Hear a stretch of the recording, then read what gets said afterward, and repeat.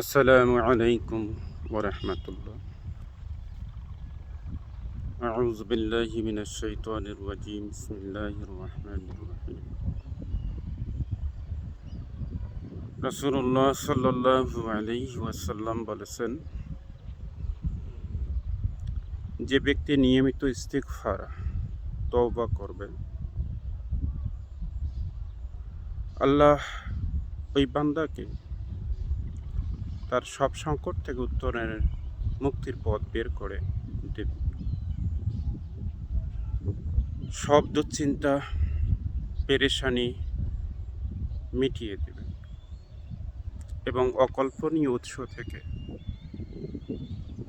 তার রিজিক এর ব্যবস্থা করে দিবেন। আবু দাউদ, ইবনে মাজাহ। আলহামদুলিল্লাহ।